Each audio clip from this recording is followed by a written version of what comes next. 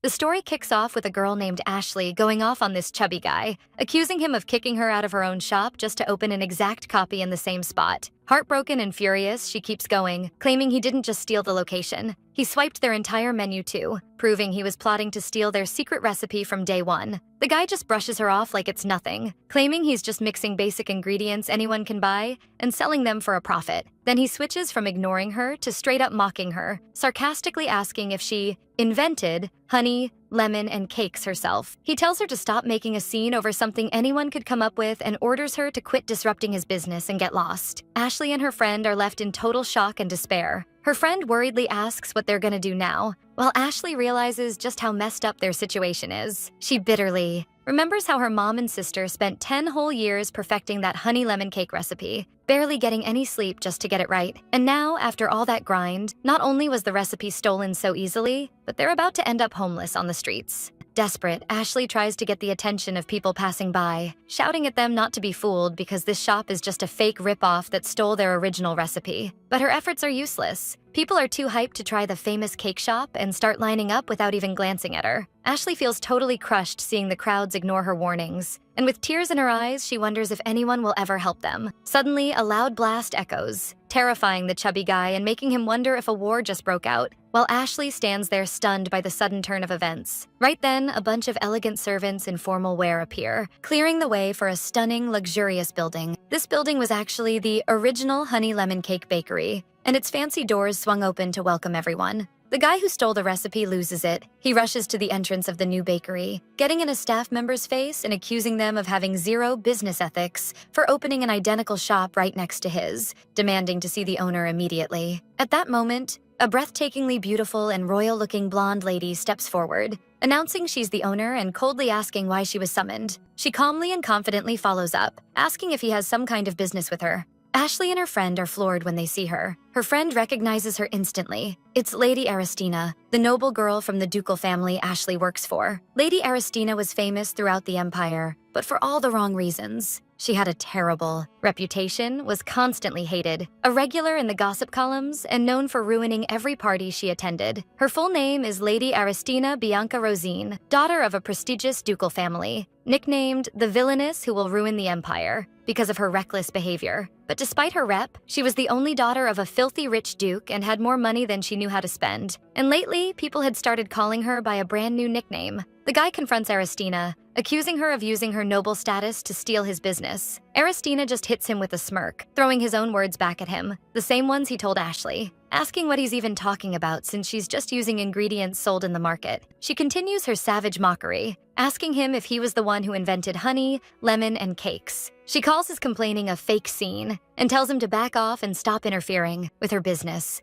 leaving him completely speechless and dazed. Ashley couldn't help but let out a little giggle watching this, but she quickly realized what she did and got scared, rushing to apologize to her lady. Panic set in when she saw the look of anger on Aristina's face. She realized she'd lost her mind laughing in her presence. Ashley bowed quickly, begging for her lady's forgiveness. In a sharp, scary tone, Aristina tells her she's committed a very serious offense and asks if she even realizes the scale of her mistake while she's begging. But suddenly, Aristina's face switches to a bright, excited smile. She leans into Ashley and says her real mistake was not telling her about this genius business idea sooner. She enthusiastically declares that Ashley's mom is a total genius, leaving Ashley completely confused. Ashley admits she has no idea what her lady means, so Aristina cunningly replies that if she doesn't understand, she'll have to punish her for neglecting her duties as a maid. Lady Aristina gives a strict order to the butler to make Ashley write a formal pledge immediately. The butler obeys while Ashley stands there in shock, wondering what kind of pledge this is. Terror takes over Ashley. She has a feeling someone with Aristina's personality might force her into a lifetime slavery contract. To make matters worse, her family hasn't paid off the shop loan yet, so she despairingly concludes her family is doomed. But what was presented to her wasn't a slavery contract. It was a business contract for their products. She stares at the document in total confusion. Aristina simply explains that all her family has to do is make the cakes, and she'll handle buying them at a high price and take care of all the sales herself. Even though the contract was clearly in their favor, Ashley hesitated, feeling like her lady would be the one taking a loss on the deal. When she voiced her concern, Aristina sharply asked if she had a problem with that.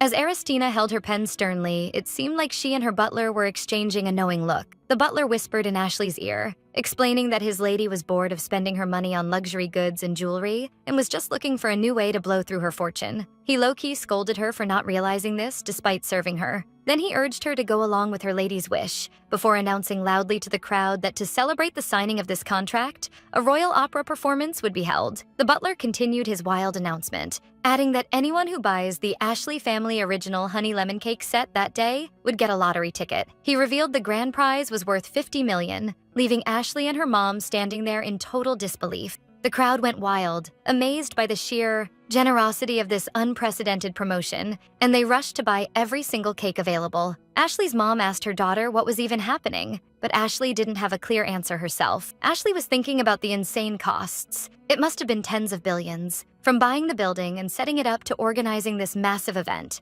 all at Lady Aristina's expense. At that moment, Ashley realized why people were calling her lady the millionaire fixer. She'd heard before that her lady's luxury spending hobby had taken some weird turns, but she never imagined she'd personally benefit from it. She and her mom just stared in awe. Her view of her lady started to change. After thinking she was just cruel and violent, she wondered if her personality was more complex than just being scary. Ashley gathered her courage and hesitantly asked if all of this was an attempt to help her family. Aristina's expression instantly turned sharp, and she threateningly asked Ashley if she was accusing her of doing a good deed. Terrified by the reaction, Ashley rushed to apologize, bowing repeatedly and begging for forgiveness for her unintentional personal attack. Aristina hid her face behind her fan and told Ashley there was no point in questioning it now, since they were tied together by an unbreakable financial contract. Then, in a low voice, she asked if she was still thinking about killing her. In the middle of all this, Aristina revealed her true motive. She was doing all this for one reason: to avoid her inevitable fate of being murdered. It turned out she was keeping a list of potential suspects who might kill her in the future. And that day, she'd successfully crossed one off the list after confirming his motives weren't enough. Aristina felt satisfied, feeling she'd taken a new step toward survival. While enjoying her bath, she asked her maid to bring her the catalog. The maid brought it, and Aristina took it while soaking in the chill vibes. Aristina flipped through the catalog quickly and pointed out a huge section. Then she ordered her maid to buy every single piece in that section, in every available color, and the maid obeyed immediately. Aristina thought to herself that all these purchases were necessary for her survival, but admitted that shopping was the best way to relieve stress. While she was enjoying herself, flashes of her past life crossed her mind. The price of the wine she was drinking now was equal to her entire monthly income back then, and the cost of some decorations in her bathroom was the same as a small car. Even the price of her bathrobe was worth the security deposit of her old tiny apartment. She realized that her ability to automatically calculate the value of all these expensive things proved one thing: in her past life, she was just an ordinary commoner. Aristina looks back at her past life, where she lived a hand-to-mouth existence, and her only joy was reading mystery novels. Nothing made her happier than unmasking a killer. She started reading a novel she originally thought was a high society mystery, but discovered it was actually a fantasy romance she couldn't even remember the title of. In this novel, there was a villainess named Aristina Bianca Rosine. According to the story, Aristina had been in love with the Crown Prince since they were kids, but he didn't feel the same way. Instead, the Crown Prince chose the story's heroine, Serene Hyperion, who was super beautiful, smart, and graceful. Her burning jealousy drove her to bully Serene and ruin her reputation, until one day Serene suddenly invited her to a tea party to ask for forgiveness. At that party, Aristina apologized to Serene for everything and offered to share a reconciliation drink to bury the hatchet. Since a reconciliation toast was a sacred ritual involving a vow before the gods, Serene happily accepted. Following tradition, Aristina, the one seeking forgiveness, drank first. Then Serene followed. While the ritual seemed to be going as usual, Serene suddenly collapsed, showing signs of poisoning and crying out for help. Serene narrowly survived thanks to her private doctor who had been secretly following her, but all fingers naturally pointed directly at Aristina. The guests were furious, believing that anyone who mocks sacred rituals by poisoning a reconciliation cup deserves nothing but death. Even though Aristina wasn't actually the culprit, no one believed a single word of her denials. Her father confronted her in a rage, calling her an absolute disgrace. He screamed that she wasn't just a constant disappointment, but that she'd now dragged their family name through the mud. And just like that, her father abandoned her too,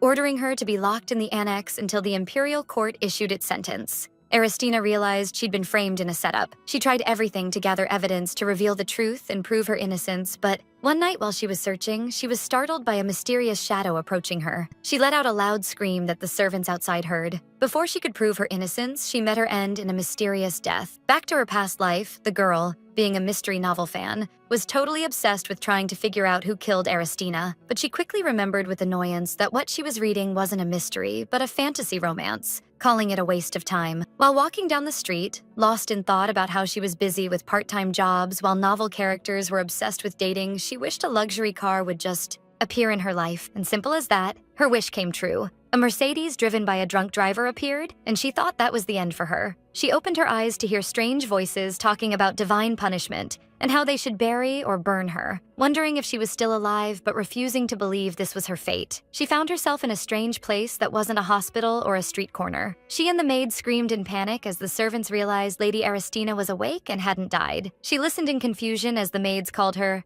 Aristina. When she checked out the place, it looked weirdly familiar. It was a perfect match for the illustrations of the annex in the novel. She looked at the calendar to find the date was July 13th, the exact same day Aristina was killed while held in the annex. Most importantly, the face in the mirror was a perfect match for the image of Aristina she'd imagined. She realized it was too clear to be a dream, and came to the terrifying conclusion that she'd reincarnated as the villainess who was about to be killed. In her shock, the maids rushed to apologize, explaining they thought her heart had stopped and she'd passed away, begging her to forgive their slip of the tongue. She felt annoyed, wondering why, out of all the novels, she had to reincarnate into a fantasy romance she hadn't even finished reading. Questions started spinning in her head about why Aristina came back to life in the first place, and if her reincarnating into this body changed the original plot. Then it hit her. She was terrified by the thought that if the person who killed Aristina found out she was still alive, they'd definitely come back to finish the job. She tried to pull herself together and organize her thoughts, deciding she first had to understand the situation she was in.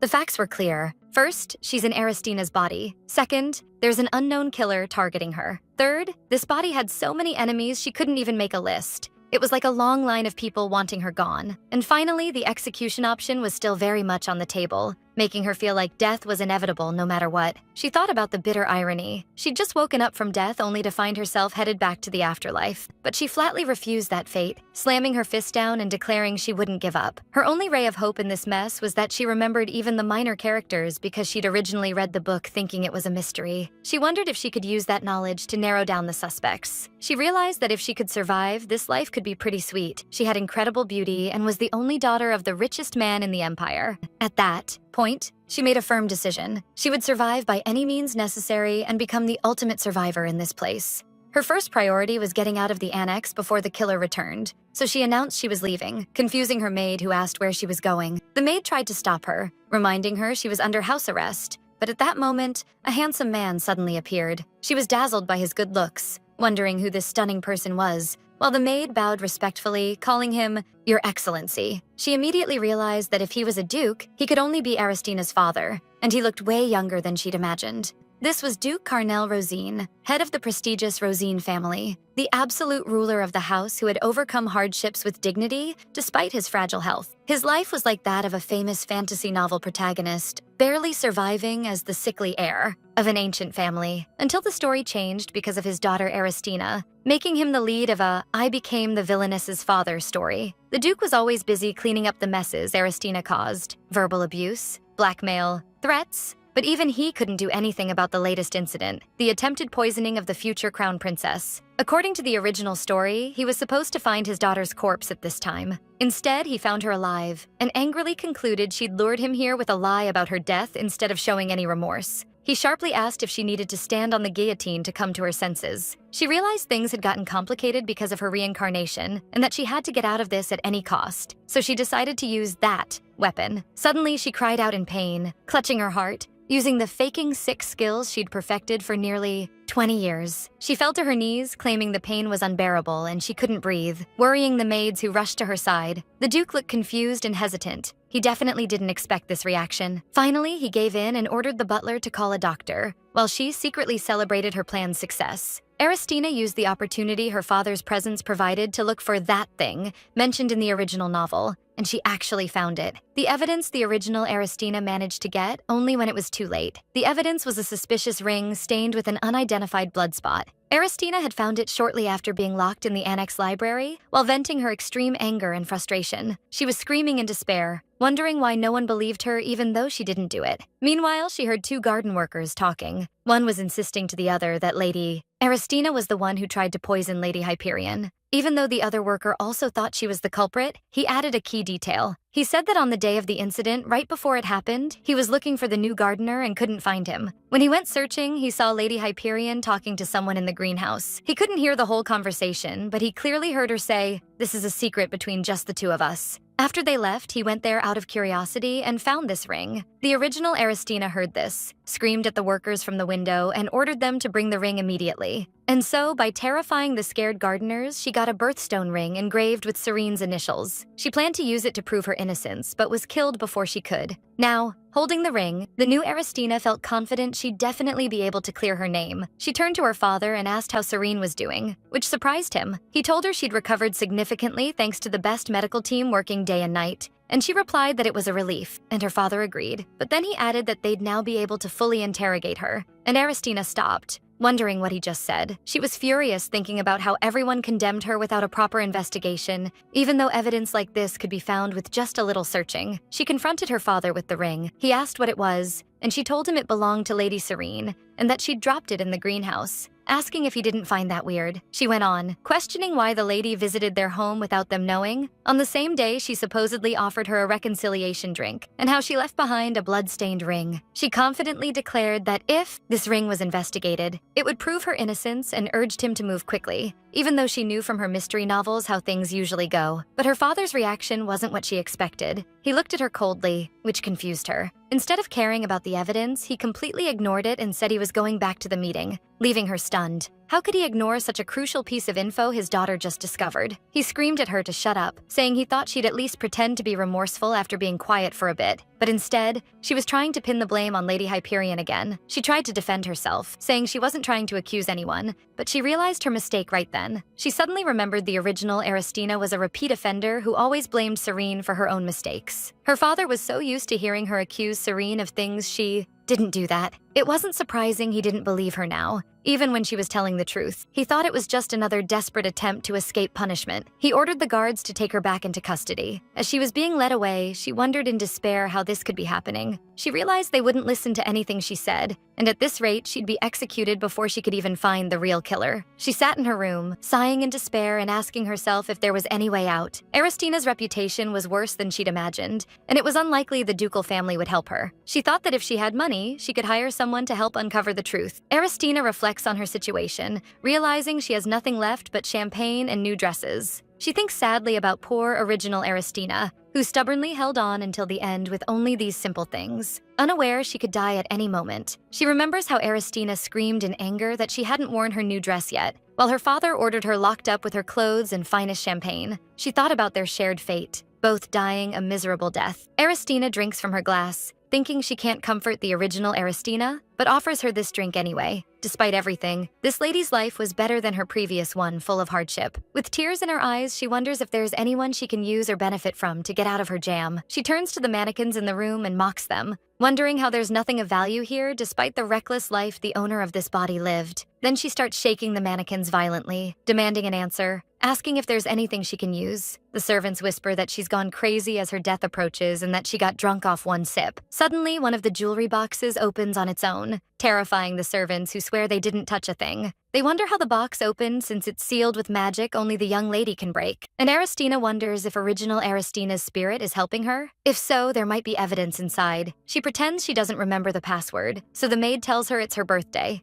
October 31st. Aristina is amazed by this weird coincidence, since that's her own birthday too. She enters 1031 into the box's lock. When the box opens, she finds a dazzling necklace made of 49 diamonds and pearls called the Star of Aurora. She realizes such a precious piece could be a great deal, and so, by chance, her money problem was solved. Now, if she can clear her name, she can avoid being killed again by the culprit or the guillotine. But the problem is no one listens to her. She starts thinking of someone who might care about this case. Someone who doesn't care about her rep or the royal family. Someone who only values the truth. Suddenly, she remembers someone. The next holy trial is coming up soon. She remembers that person's grudge with Aristina started 2 years ago. In another scene, the Empress sits on her throne addressing the princes standing before her. She tells them she received a sudden revelation during her prayers the previous night. The revelation said the late Emperor's coffin must be lavishly decorated with amaranthia flowers. Only then would peace come to the empire. The Empress's boss's word sent the crown prince and the second prince searching everywhere for amaranthia flowers. The news spread among the nobles, distorted by rumors. But the truth was different.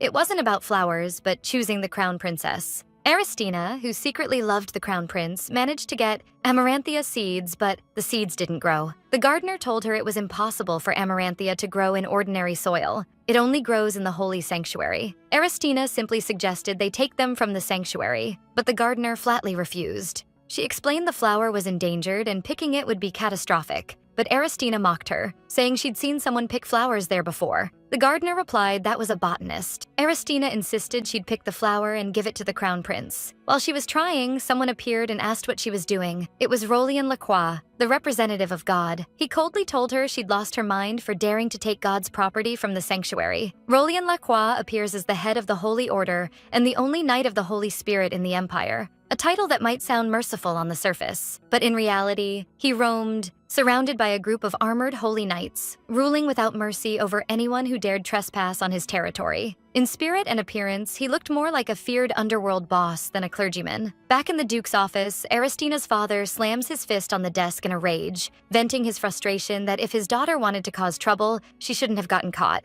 especially by someone dangerous like Rolien Lacroix. The Duke discusses the crisis with his aides. One explains that the Emperor himself can't control Lacroix, and despite his high status as a Duke and his massive wealth, their hands are tied. The Duke rubs his forehead in total frustration, wondering what they can do to get out of this mess, then helplessly concludes they have no choice but to use that thing. That thing was a written religious indulgence the Holy Order had promised the Rosine family as a reward for helping the clergy in the past, hoping handing it over would be enough to make them look the other way. The Duke hands the document to Rolien, who is surprised the family would give up such a precious heirloom for this case, while the Duke justifies that they had no other choice to save the situation. Rolien addresses Aristina, who is standing there with her hands tied, coldly telling her she should consider herself lucky to have a father who sacrifices for her like this. Then he leans in with a sharp, threatening look, stating he prays for her that she never does this again, because if it happens, there'll be no room for compromise. She'll face a holy trial. A holy trial is a strict procedure held under the absolute authority of the Holy Order, and its maximum penalty is death by burning at the stake. Aristina thinks about how power and influence mean absolutely nothing in that trial, which is why original Aristina desperately tried to avoid it. But she realizes now that this strict, unbiased justice might be exactly what she needs. She concludes that knowing Rolien's personality, he'll investigate with extreme precision to uncover the absolute truth. So, if she can intentionally trigger a trial, she'll finally be able to clear her name and avoid execution. She makes up her mind and clenches her fist, deciding it's time to pick another flower to manufacture a crisis, thinking it's best to prepare a backup plan just in case things go south. Aristina realizes she first has to find a way to sneak out of the locked house. She stands puzzled in front of her displayed dresses, wondering how to make it happen. Suddenly, an idea hits her. She orders her maids to bring paper and a pen immediately, and one obeys quickly. Aristina starts writing with total focus. Once finished, she's grateful her body still has the muscle memory for high-level calligraphy and etiquette. Next, she moves to step 2. She takes the precious Star of Aurora necklace and coldly cuts the string, letting the pearls and diamonds scatter. She calls 2 maids over who are standing nearby. They approach hesitantly and surprised. Aristina holds a pearl and tells them she has a mission for them,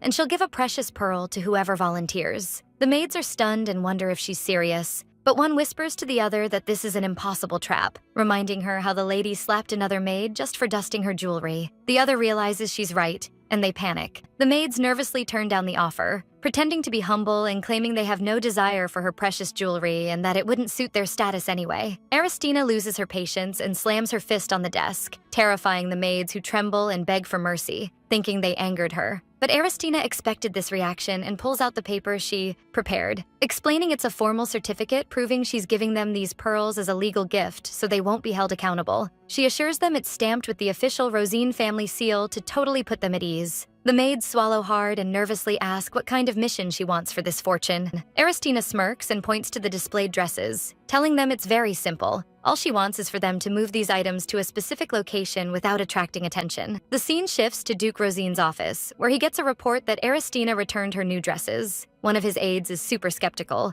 guessing she might have threatened another servant to give a fake report. The servant firmly denies it, saying he saw it with his own eyes. The maids were actually loading all her new dresses into a carriage. The aides watch the carriage leave from the window in total shock, noting this is Unprecedented since she never lets go of anything once she gets her hands on it. They wonder if she's actually starting to rethink her behavior and feel remorse. But the Duke totally mocks the idea, considering it just a setup for some new cunning trick. He berates his aides for not realizing his daughter's talents yet, warning them not to even look at her or give her any attention to avoid falling into her traps. Aristina's escape plan worked. The carriage carrying the returned mannequins moved out with Aristina hiding inside. Her plan was to hide among the mannequins to slip away, smiling as she realized her bad reputation finally worked in her favor. After changing into maid's clothes, she asked one of the maids to take her to the agreed spot, while the maid was super worried about leaving her lady alone. Aristina's mind was on the dangerous thieves roaming the streets at night, specifically remembering the Phantom Thief, mentioned in the original novel,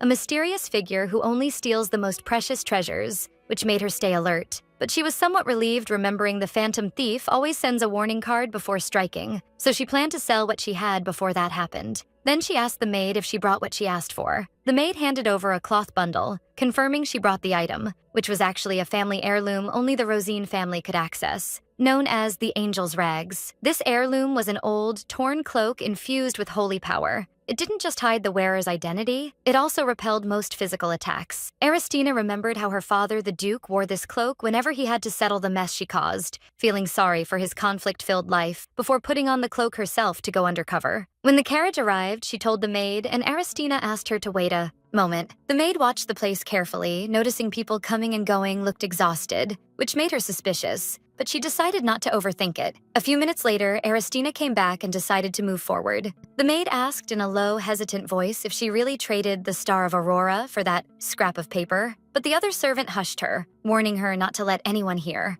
Aristina thought to herself that calling the document a scrap of paper was rude. This paper was the lifeline that would save her in the upcoming trial. The maid worriedly asked if she was sure about staying alone and leaving, and Aristina confirmed and ordered her to go. Aristina walked confidently toward the massive building, the Holy Order headquarters. Aristina snuck inside undercover, wondering what made the original Aristina come to such a scary place just to pick a flower. Though she admitted she wasn't in a position to judge, she decided to walk with total confidence as if she belonged there, thinking it would lower suspicions. While walking through the trees, she spotted someone in a cloak in her way. The place was quiet and so dark she could barely see. Suddenly, she heard a metallic clank that caught her attention and scared her. She guessed the sound was a chain hitting the ground and wondered if there was a guard dog nearby, peeking out very carefully. She was shocked to see it wasn't a dog, but a person standing silently in the pitch black. The man's face was hidden under a hood, and she noticed many scars on his bare chest, plus the chains he was wearing, leading her to guess he might be a mercenary. At that moment, the mysterious man noticed her, turned sharply, and asked who she was. He followed up, questioning why she was sneaking around the holy sanctuary alone so late at night. The silver-haired man with a mask, covering half his face, gave her a piercing look, suggesting her appearance made it look like she came to steal something. Aristina was totally taken aback, wondering how he noticed her when she thought she was hiding so well. She realized stuttering would make her look more suspicious, so she vowed to sound totally confident. She bravely stepped forward, denying the theft charge and claiming she was on her way to the church to pray. But the man replied sarcastically, hinting this wasn't the time for evening prayers. Aristina justified it by saying she preferred coming at a quiet time so her voice would reach God better, hinting her current situation wasn't easy. The mysterious man smirked, calling her clever. Then he told her to come back another time because he got there first, justifying that his situation wasn't simple either, and he needed a private meeting with God. Aristina insisted her prayer had to be today, pretending to be a poor maid. He mocked her, saying she should work comfortably inside since he's a mercenary who handles wind and rain, which really annoyed her given the critical timing. Aristina started telling a dramatic fake story to the masked man, claiming her family was on the brink of bankruptcy and they'd end up homeless. The man replied that he'd never even had a place he could call home since birth. He added that his features prevent him from even finding a decent job, so much so that homeless people pity him and give him money. Aristina replied she never received charity like him. Plus, she had a sick father wasting away at home. The man replied with total coldness, pointing out she at least has a father, while his parents were killed when he was young. He asked in a challenging tone if she still thought she was more pitiable than him, leaving her stuttering and choking on her words from the shock. She stared at his masked face, wondering what kind of jerk was standing in front of her. The man told her to go back if she had nothing left to say. She thought despairingly that if she could just say she was about to be murdered, she'd win this pity battle. Aristina realized this man wasn't normal and she had to avoid a direct confrontation, so she agreed to leave and backed off. But she had another plan. She'd pretend to leave then stay, admitting it was a dirty trick, but her life was on the line and she couldn't give up. After a while, she peeked from the bushes, believing the man had left. She stepped out cautiously, thinking she had to be careful not to run into him again. At that moment, a sharp, shiny object on the ground caught her eye. She wondered if the mercenary dropped it, and noticed it looked like a piece from a very expensive statue. She was furious when it hit her that the guy might be the real thief, which explains why he was so desperate to kick her out. Still, she decided to keep the precious piece for now, thinking it might be useful somewhere. Aristina gazed at the forest under the moonlight, remembering the amaranth flower field was in the center. Once she arrived, she was dazzled by the glowing field and the stunning white flowers surrounding the building. She reached out to touch a flower, convinced it was no wonder people wanted to pick them because of their beauty. Suddenly, Aristina jumped when the masked man appeared behind her again. She was shocked he was still there after she thought he left. He coldly told her she didn't disappoint him, as expected. The man grabbed her, announcing that thanks to her, he'd get a reward for reporting a trespasser. She struggled to stop him. She told him firmly that if she was afraid of punishment, she shouldn't have done it in the first place. She interrupted him, explaining that wasn't the point, and asked him to report her after she picked the flower, not before. The man looked at her in confusion. She was thinking that picking the flower would guarantee a harsh punishment, which is exactly what she wanted, to anger the Holy Order to get the maximum penalty. The man asked in disbelief if something was wrong with her for asking that. He concluded there's only one type of person who begs for punishment and decided to call the guards, ignoring her pleas. Aristina screamed, warning him he'd lose 10 million barrels if he rang the bell. The man looked at her, asking what she meant. She confessed her real goal wasn't to get a flower. She explained her aim was to undergo a holy trial under Lord Rolian Lacroix's personal supervision, which totally surprised the man. He asked if she realized how brutal that trial was. She confirmed she did, but added she also knows the Lord only values the truth, meaning he'll always side with the oppressed. She explained she desperately needed to meet him, but a maid couldn't get near someone of his status, so the man immediately guessed she was planning to get arrested on purpose. Aristina confirmed his guess and told him to do the math. Instead of a reporting reward that might not exceed 1 million barrels, she offered him a better deal, claiming she had a story that would intrigue the entire nation, and if she reached the court safely and he was the sole witness, he'd make a massive profit, status, and fame. Aristina started telling him about the massive money he'd make from selling his testimony, pointing out he looks healthy enough to live a long time and advising him to prepare for his future. Suddenly, the man burst into a loud fit of laughter, admitting he hadn't laughed like that in a long time, while Aristina stood there dazed and unbelieving. After he calmed down, he agreed to pretend he saw nothing, expressing curiosity to hear that story she mentioned, which made Aristina's face light up with hope. The man turned to leave, sarcastically wishing her luck while calling her a pitiable maid. Aristina breathed a sigh of relief after he left. She was afraid her plan would fail before it even started. Then she picked the amaranthia flower with confidence. Once she was ready, she grabbed the bell rope and pulled it hard, sending a loud ring through the area. Guards' voices rose, wondering who the intruder was, and birds flew off in a panic, while Aristina stood there with a sly smile, announcing the start of her show. The next day, inside the Holy Order courtroom, the crowd's murmurs were full of condemnation for Aristina, calling her shameless for combining an attempted poisoning with stealing holy items, and wondering why she dared to call Lady Serene as a witness. Meanwhile, Duke Rosine was reading a letter from his daughter saying she found a way for both of them to survive and asking him to attend the holy trial to see for himself, making him wonder in shock why he was even in this situation. Aristina stood in the center of the hall with total confidence, while her father looked at her wondering where this baseless confidence came from. The jury entered, followed by the announcement of Lady Serene Hyperion's arrival, who walked in calmly. The crowd felt for Serene, noting how thin she'd become and praising her kind heart, a sharp contrast to Aristina, who was shunned as a villainess. While Serene was loved by everyone, Serene stood under the lights and vowed before God to vote fairly and justly. Aristina watched, thinking that if Serene was the mastermind, she wouldn't have appeared, wondering if she's truly innocent or relying on something, concluding the truth would come out once Rolian arrived. The doors opened, announcing His Excellency's arrival. Aristina got ready to prove her innocence as planned and started bowing to welcome him. But Rolian coldly cut her off, ordering her to skip the greetings, which shocked her and made her realize things wouldn't go as easily as she'd imagined. Rolian gave her a piercing, terrifying look, reminding her of her name and confirming he'd warned her she'd face death if she repeated her actions. Aristina trembled inside, sweating and keeping a nervous smile, realizing seeing him in person was terrifying. Rolian continued his harsh scolding, sarcastically asking if the young lady lacked a brain to act like this after his explicit warning. Aristina thought about his brutality and the need to pick her words carefully, but she boldly shot back, asking if His Excellency lacked vision, and confirming that if she had used what was in her head, she wouldn't be standing before him now. She immediately realized the gravity of her slip of the tongue,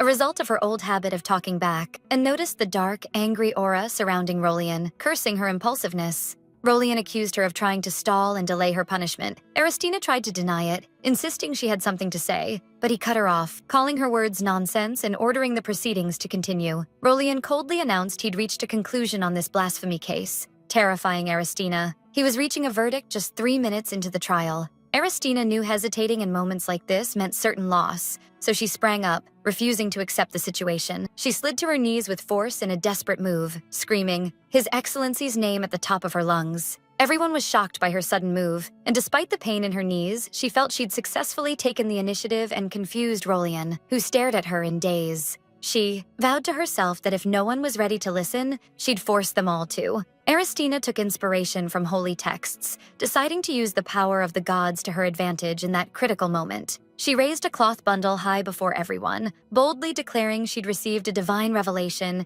and that this evidence was given to her along with the revelation, demanding the court investigate it immediately. Aristina realized she had to play her best card in this world. The fact that the words of the gods are absolute law, that's the secret behind the Empress's power. And it's exactly why Rolian, as the messenger of the gods, can't just ignore a divine revelation. Rolian mockingly asked how a revelation could possibly come to someone like her, but she answered with calm confidence that the merciful gods had blessed someone who was wronged, and she was ready to explain everything in detail. She started telling her story, explaining how while she was locked up and drowning in despair, the gods appeared to her. She told them the gods showed her a vision to prove her innocence. A vision that revealed exactly what went down in the Duke's greenhouse while she was busy getting the tea party ready. Her father flipped out, accusing her of using the god's name recklessly, but he quickly went quiet to think it over. Whispers broke out among the crowd, wondering if what she was saying was actually true, or if the whole thing was just a massive lie. Aristina kept going with her story, claiming that at first she didn't believe the vision and thought she was hallucinating, even scolding herself for being foolish.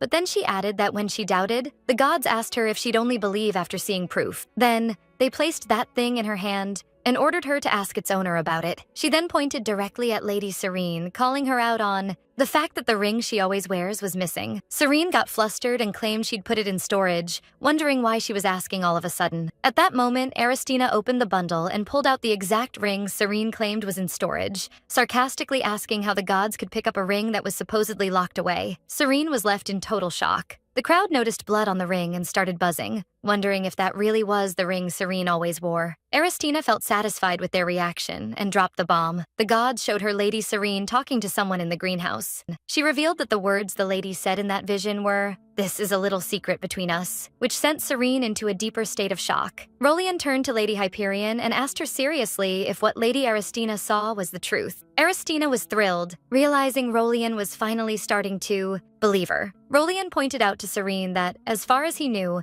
there was no record of her going to the Duke's greenhouse, and nothing was mentioned about anyone bleeding. Then he asked her straight up if she had hidden this fact on purpose, making Serene stutter and lose her cool. With a sharp look, Rolian ordered her to spill the truth. Aristina jumped on the chance to turn up the pressure, mockingly asking why Serene was speechless and if she was actually lying. But Aristina felt something was off about Serene's silence, wondering why she wasn't even trying to make up excuses. Realizing the situation could flip on her, Rolian decided it was his duty to verify the divine revelation. In the name of the gods, he ordered Lady Hyperion to tell them everything that happened that day. Serene wondered in despair if things were really going to end this easily. But suddenly, a man's voice interrupted the scene, asking them to wait a moment. It was Lady Serene's private doctor, who announced he would explain everything and asked for a break. The doctor started his testimony, explaining that on the day of the incident, they arrived at the Duke's estate earlier than scheduled. Since he didn't have an invitation, he couldn't enter before the party started, forcing the young lady to go in alone. The doctor asked his lady to show them that thing to clear up the misunderstanding. Serene revealed her arm, showing a wound she explained came from a run-in with a pruning sickle. Aristina was confused,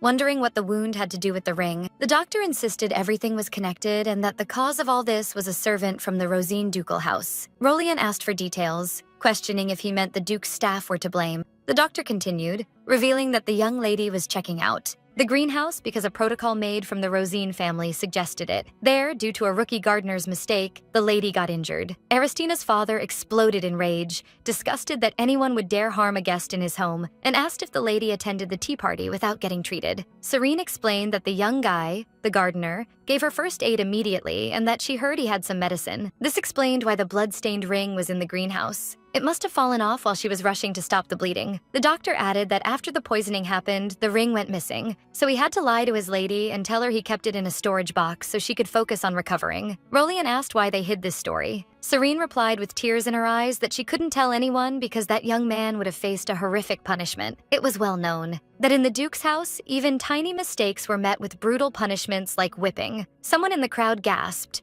asking if they cut people's wrists off, but the Duke screamed a denial, insisting they only get fired. But Serene kept up her drama, claiming she heard a maid named Mary had her wrist cut off, making Aristina wonder what on earth she was talking about. The Duke jumped up, yelling that it was a straight-up lie, insisting he'd never do that, and that there wasn't even a maid by that name. Rolian concluded that Serene lied to keep her secret safe, looking at the Duke and Aristina and thinking the Duke's house was a mess in itself, and that Aristina wasn't the only problem. Then Rolian asked Serene how the guy gave her first aid. She said he poured disinfectant on the wound and wrapped it in a bandage. He then asked what happened to the bandage. She told him he burned the old bandage when replacing it with a new one. And that's when Aristina suddenly realized where he was going with this. She realized poisoning isn't just about food. Using a slow-acting poison can make it hard to track the cause. She thought of a specific substance that becomes a powerful toxin when it hits blood, like curare. The Duke asked in surprise how she knew about these things, and she cheerfully replied that she loves studying toxicology. Then she corrected herself, saying she just likes reading books about poisons, while the others looked at her weirdly. Rolian stepped in, saying he'd heard of similar poisons under different names used by foreign tribes on arrowheads. He explained the poison is harmless normally but becomes toxic when mixed with blood,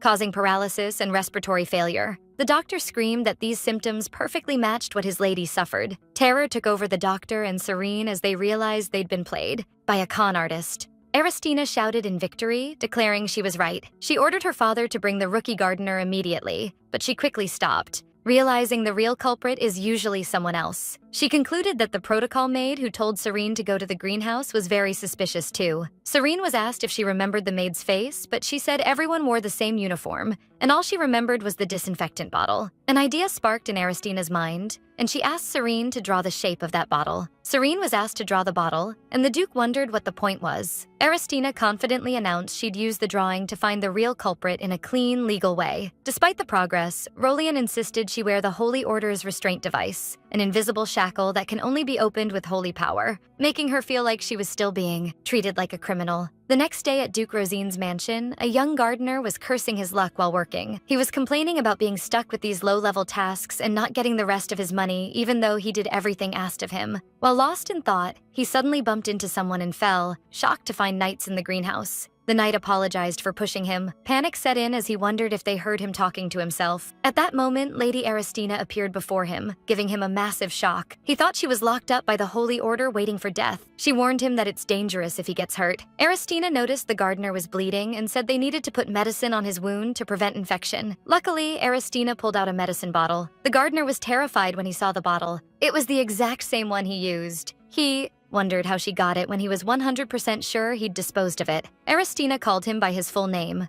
Noah Meyer, and asked why he looked so surprised, confirming this was the medicine he used to treat Serene. Then she announced with a scary smile that it was time for a follow-up treatment. Noah realized he was busted and panicked, thinking this villainess might actually cut his wrist off. He fell to his knees begging for mercy, confessing he was just following orders. He revealed a lady named Brian ordered him to do everything, from injuring the girl in the greenhouse to pouring poison on her wound. Aristina thought her villainous reputation was really coming in handy, making people confess so easily, then called her father to hand over the confession. After that, all the servants were summoned, and the aides wondered what to do. The Duke confronted the maid, Brian, asking if what the guy said was true, but she flatly denied it, claiming she knew nothing. At that moment, Noah turned to her, screaming that she was a liar and reminding her they met behind the warehouse that morning, asking if she planned to get away with this alone. He pulled out the cash she gave him, plus a debt bond revealing her promise to give him more money after the princess was executed. The Duke announced there was nothing more to hear and ordered her taken away. Brian collapsed, confessing her mistake and begging the Duke. She fell at his feet begging for mercy, repeating that she only followed orders. The Duke calmly told her she might avoid execution if she revealed the mastermind behind the plot. Just as Brian was about to say the name, Aristina realized the real culprit would finally be revealed and wondered eagerly who tried to kill her. Brian said a name Aristina had never heard before, leaving her confused and stunned. Back in the courtroom, Rolian announced the trial was resuming. He stated that based on the revelation, a further investigation was conducted, proving the charges against Lady Aristina were false. He went on to announce that the real culprit, who bribed Duke Rosine's servants and plotted to poison Lady Hyperion, was Charlotte Remmel. Charlotte screamed that it was a ridiculous accusation, but an official cut her off, confirming that with all this evidence and 3 witnesses, she needed to stop denying it. He revealed the maid who helped plan the crime actually worked for the Remmel family originally. Rolian thought about how the young lady from the prestigious Remmel family didn't just conspire with a maid from another house, but also bought the poison from a shady place called the Blue Mill, leaving Charlotte shocked and wondering how they knew. Aristina was amazed they gathered all this proof in just one night. She realized her decision to involve Rolian was spot on. She didn't expect him to corner the culprit so brilliantly. He ordered the guards to take Charlotte to the security office, but she struggled, screaming at them to let her go. Aristina stopped them for a second. She'd spent the previous night thinking about it after the maid confessed, but she didn't remember the name Charlotte Remmel. She thought this lady might be connected to whoever killed the original Aristina and needed to find the real motive behind this grudge. Aristina confronted Charlotte directly, asking what she'd ever done to her to deserve this. Charlotte replied with a mocking laugh, saying of course she wouldn't remember, then reminded her of an incident 3 years ago at the Imperial Princess's birthday party. She accused her of pushing her aside and knocking her down in a rush to get in first. And instead of apologizing, she didn't even notice she fell. She screamed in a rage, asking how a villainess like her dared to look down on her. Aristina was speechless, wondering what this woman was even talking about. She bribed a kid to poison Serene and framed her, all just because she fell down. Even though original Aristina wasn't a saint, this motive seemed way too petty for a crime this big. What was weirder was that everyone looked at it like it was totally normal. Aristina felt a deep hatred for this place, and realized if she wanted to survive here, she had to get stronger. She slapped her hard and decided that if she wanted to stay alive, she had no choice but to be powerful. She told her she might understand if this was revenge against her. But what was Serene's fault in all this? Serene's life was in danger. If treatment had been delayed a bit, she'd be dead. She screamed at her, asking how she could try to kill a totally innocent person over something so trivial. Aristina exploded in anger, calling her trash that doesn't deserve salvation. But Rolian revealed there was another reason. The investigation showed many Remmel family employees were fired along with that maid. The reason was a severe financial crisis threatening the family, and their only hope was for their daughter to become a strong candidate for Crown Princess. But the news came that the position was promised to Lady Hyperion. So, the Remmel family planned to get rid of both of them in one move. Rolian told Charlotte she'd receive a fitting punishment for disregarding others' lives, and she broke down begging for her life. She screamed that she didn't want to die and would do anything before the doors slammed shut behind her. The crowd wondered if Aristina was truly innocent, and Rolian announced he'd now moved to the remaining sentencing. He explained that even if her goal was to clear up the poisoning, removing a holy relic without permission is a serious crime and she wouldn't avoid a harsh penalty. Aristina's father tried to step in, asking for the right to defend her, but Aristina stopped him, declaring that if she committed a crime, she should be punished accordingly. Her father was shocked by her reply, but she added with a smile that she didn't commit blasphemy, and pulled out a document. The document was an appointment letter from the Academy of Rare Plants stating that Lady Aristina Bianca Rosine was appointed Honorary Dean of the Academy, which researches the amaranthia flower and 33 other endangered species, signed by the director of the Imperial Academy. Aristina had remembered what the maid said about the botanist who used to pick the flowers, so she looked into it and discovered flowers could be collected from the Holy Order for research purposes. She explained to Rolian that according to regulations, plant collection for research is an exception. He coldly asked since when she was the dean of the Academy. She replied she'd made a small contribution to the progress of Imperial botany using the Star of Aurora necklace, so they gave her the honorary dean title immediately. She added she only collected one stem for their scientists, asking if there was a problem with that. Rolian was stunned by her ability to plan all this in advance. Helplessly, he announced they recognized Lady Aristina Rosine's innocence. Aristina thanked him, then asked him to free her from the restraint too. Rolian reluctantly agreed and asked her to go to the church with him. While they were there to remove the shackle, Aristina wondered if it had to be done this way. Rolian told her the restraints were strong and holy power had to be applied directly. While he was performing the ritual, Aristina looked at him, thinking he really did look like a messenger of God. Suddenly, she spotted a scar on his chest and wondered if this was the stigmata, a representative of God possesses. But she remembered stigmatas are supposed to be a secret others can't see, and wondered why she could see it. She was sure it wasn't there before. Then she realized the location and shape of the scar looked familiar. It was a perfect match for the scar on that mercenary's chest. She wondered if that mercenary was also a representative of God. She tried to convince herself it was impossible, but the truth was clear and shocking. That mercenary is Rolian himself. Rolian realized his disguise was useless from the start because she recognized him with her holy power. Aristina felt super embarrassed, wondering why she had to meet Rolian of all people in that awkward situation and looking like that. But she also thought that if he had to go undercover to do something secretly, it meant it wasn't something he was proud of. Terror took over her at the thought that if he found out she knew his secret, he might have to get rid of her. This was info she never wanted to know, and she wondered why something she'd never seen before suddenly appeared, as if he showed it to her on purpose. She thought, did he really do it on purpose? Maybe because he knew the original Aristina would have definitely made a scene about it. From his piercing gaze, she realized her guess was right, and that she had to pretend she knew nothing and saw nothing. She secretly wished he'd let her leave quickly, and after he removed the restraint, she was thrilled it was finally over and there was no reason to see each other again. She turned to leave, but he suddenly stopped her, making her panic. She asked with a nervous smile if he had anything else to say. Rolian leaned in, noting it wasn't the first time she'd seen holy power, but she looked surprised earlier, wondering if she'd seen something else. Aristina went silent, wondering in terror if he noticed or was just testing the waters. Aristina squeezed her eyes shut, trying to dodge the situation, repeating to herself that she had no idea what he meant. Then, she pointed at the jewel decorating his chest. Aristina decided to lean into her image as a rude and uncaring girl to get out of this mess. She pretended to be super shocked, pointing out that the jewel was a fake and that it was totally obvious from up close. She continued with fake boldness, expressing her surprise that His Holiness would use fake jewelry, sarcastically asking if his finances were that bad. She reassured him she wouldn't tell anyone his secret. Rolian smirked at her obvious attempt, then mockingly asked if she really thought he'd fall for such a lame lie. At that awkward moment, the door suddenly swung open and Duke Rosine, Aristina's father, walked in, apologizing for interrupting and explaining the priest told him he was allowed in. Aristina immediately jumped on the chance, smiling at her father with exaggerated excitement, telling him his timing was perfect and they'd just finished talking. Then Aristina bowed slightly, asking to leave. Rolian gave her a calm smile, saying he enjoyed their talk. He added with a meaningful look that since she has a good eye, he has many things he wants to ask her, hoping they'll meet again soon, which made her freeze from the stress. Aristina left the building with her father, lost in thought, sure that Rolian still suspected her, and wondering what kind of secret business he was doing that made him so clingy about it. Fear started creeping into her heart, imagining Rolian in his mercenary disguise holding a dagger. She wondered in terror if this hidden side of a clergyman meant he could be a hitman, and maybe he was the one who came to kill her that night. She turned to her father with a terrified face and asked seriously if a messenger of God was allowed to kill people.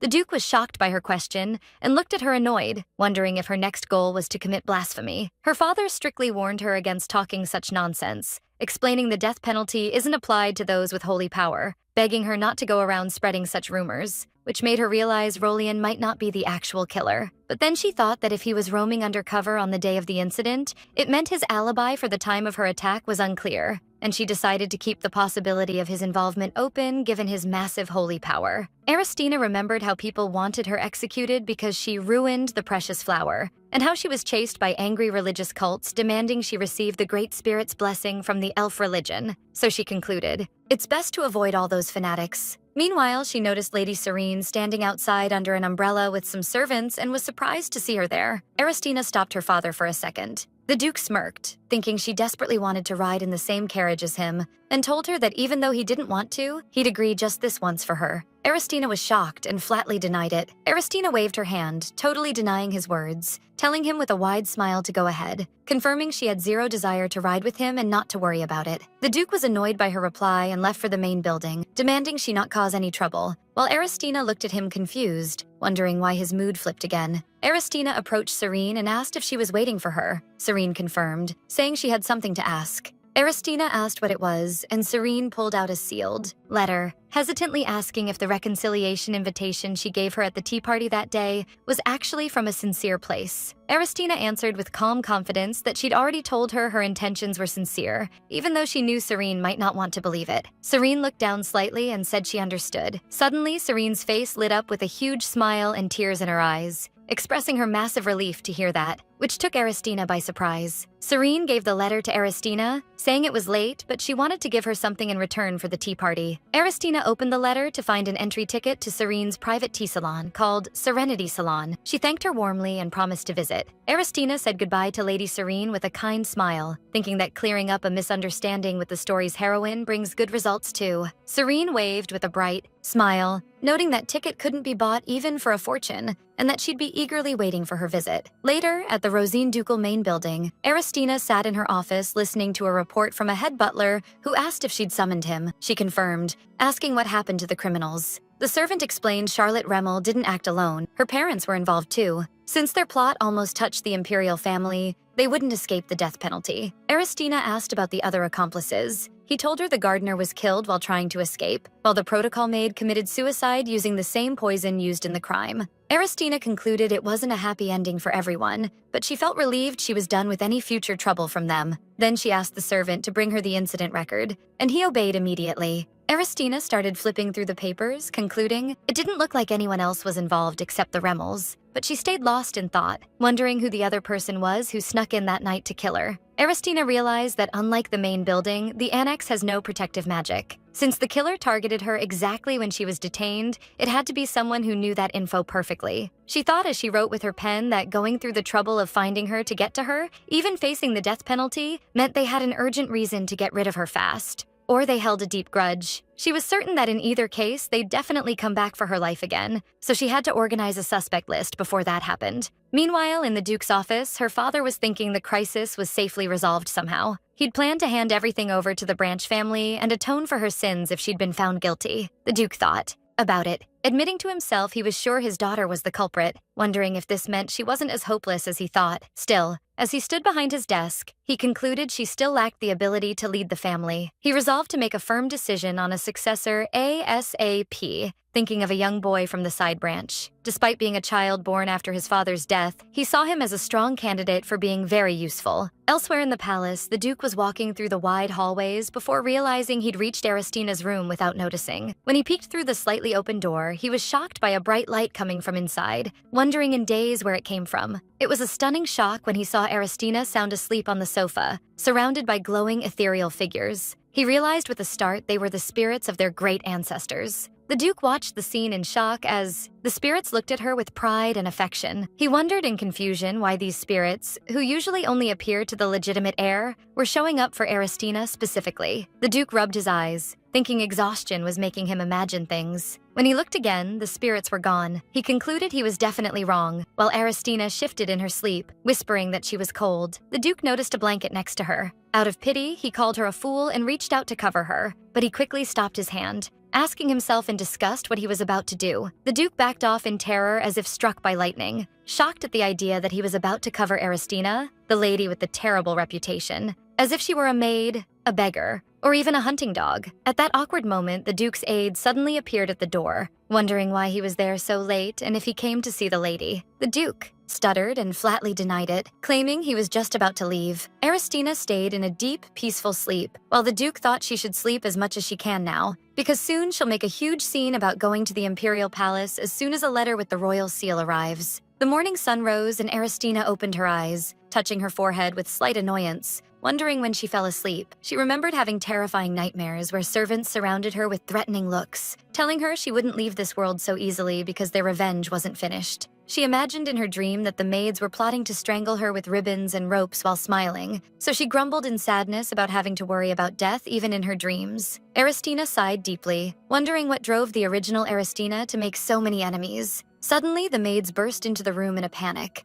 apologizing profusely. Thinking they woke her up, the maids started crying and begging for forgiveness, promising not to talk again. Aristina realized the situation couldn't continue, and that her first step had to be improving her relationship with the staff. She raised her hand calmly, asking them to quiet down and listen. With a kind expression, she told them she'd seriously reflected after the recent incident and sincerely promised she'd never bully them again, offering her apology for everything in the past. But the maids misunderstood her sudden kindness, throwing themselves on the floor and wailing, claiming they were too stupid to understand her deep intentions. They wondered in terror if they'd made a bigger mistake, begging for mercy. Aristina stood there in total confusion, thinking despairingly that this wasn't what she meant at all, and her peace attempt backfired. This chaotic scene was interrupted by a head butler suddenly entering. He asked to come in, announcing the Duke wanted something from her. He told her the Duke requested her presence for tea with him. Aristina sat before him full of confusion, wondering secretly about his sudden invite, especially since she remembered the Duke hated spending time with his daughter.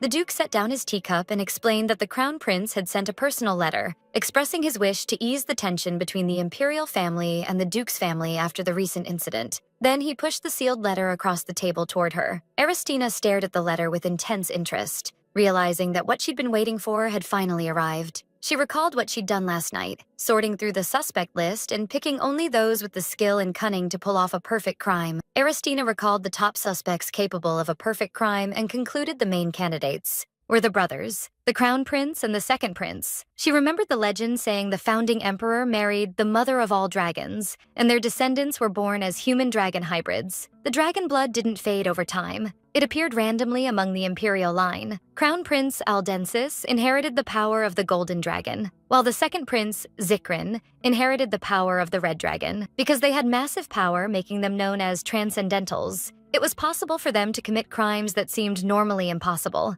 Aristina realized Aldensis had a clear motive too. Aristina thought the Crown Prince must have been under huge pressure because of the original Aristina's obsession with him. She remembered that in their last meeting, he treated her with an unusual, icy coldness. What added to her suspicion was that the attack on her happened shortly after that meeting, making her wonder if Aldensis was the one who actually killed Aristina. Back to the tea session with her father, Aristina decided to use the chance to end her alleged relationship with the Crown Prince. She asked her father not to worry and to take her with him. Her father interrupted, asking in shock if she'd finally given up her feelings for him. Aristina was surprised by how fast he guessed and asked how he knew, then claimed with an innocent face that her heart had grown cold toward him. The Duke was shocked by her words, noting she was using the same trick she used 3 months ago. He expressed his disappointment, saying he thought she'd matured after the recent incident, but she was back to her games, adding he'd been fooled by her more than once. He slammed his fist on the table, strictly warning her that if she caused any trouble for the Crown Prince again with her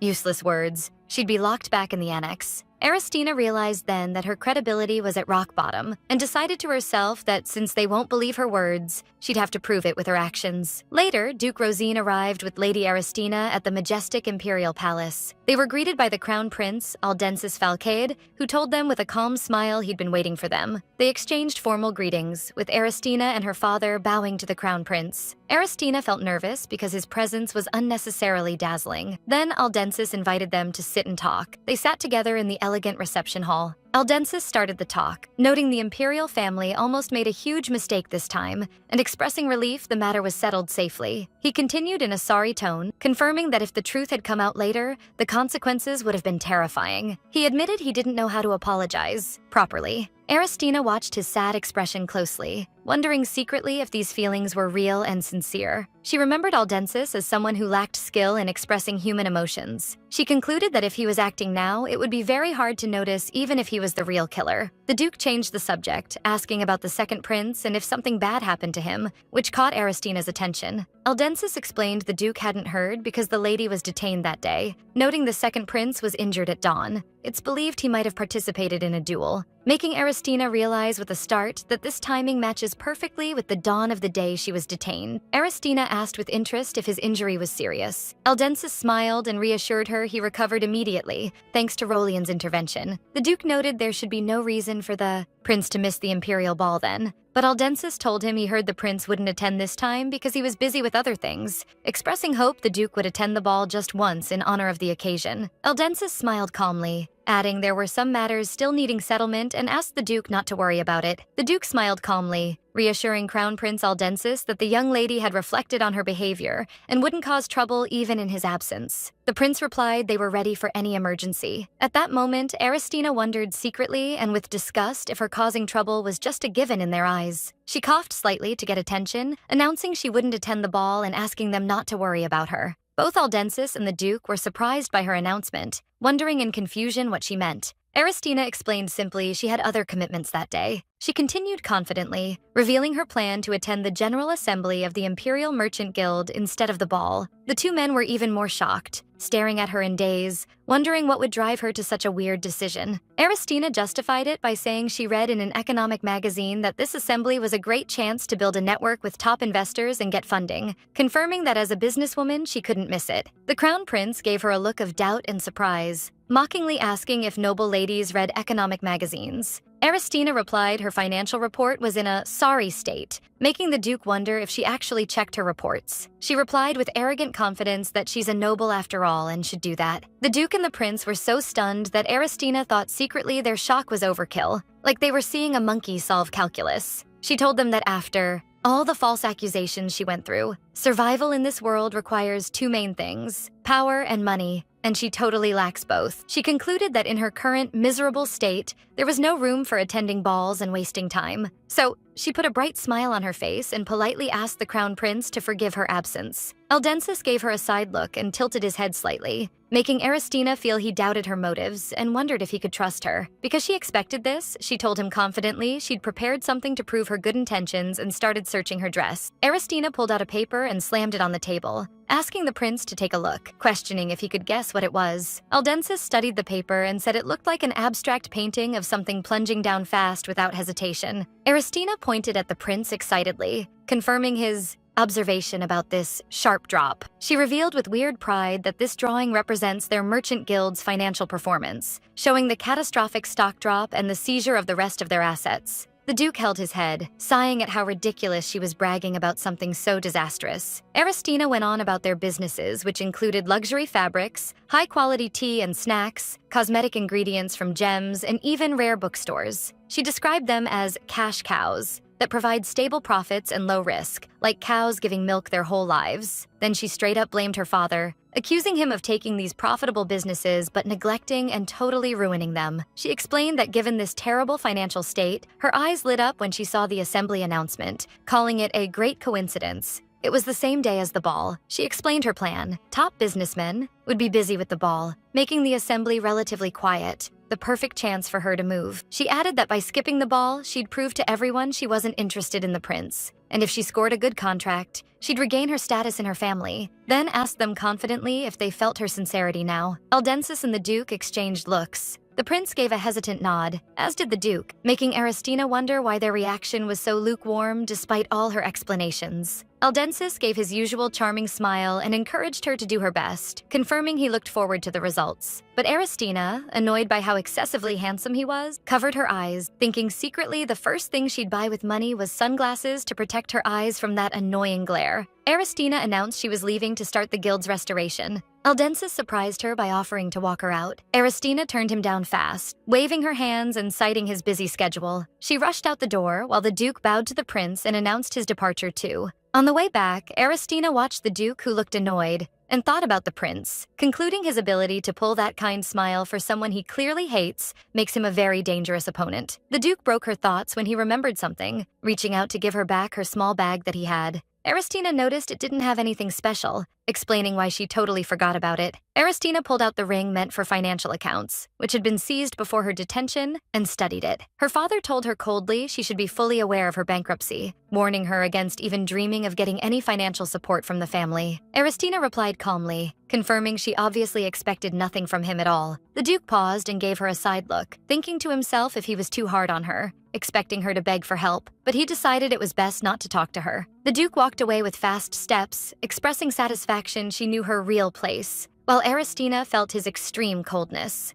Aristina shifted her thoughts to the upcoming Merchant Guild Assembly, convinced the Rosine family guild advisors would definitely attend. If she did well there, the news would reach her father, so she thought it best to practice by pumping some of her own money in first. Since her biometric data was registered in the ring, she only had to touch it to activate it. As soon as she did, a glowing magic circle appeared. Once the numbers started appearing, her eyes popped in shock. She started counting the zeros in days, tens, hundreds, thousands, only to discover the balance was a full billion. She screamed in shock and disbelief. Aristina looked at her shaking hand, wondering in confusion about the weird financial concept this family has. How could her father describe this massive amount as Almost nothing. She realized she wasn't starting from zero as she thought, but standing on a solid gold floor. Aristina was filled with sudden confidence thanks to this massive fortune and decided to head straight to apply for the assembly. But at the registration desk, the staff member shocked her by saying she wasn't eligible to enter and participate in the assembly. Aristina felt angry, so the staff apologized immediately. She remembered how the prince and her father agreed to her attending so easily, and she was furious thinking they knew it was impossible and left her to face the embarrassment alone. The staff explained entry wasn't available to all guild leaders to prevent peddlers from sneaking in.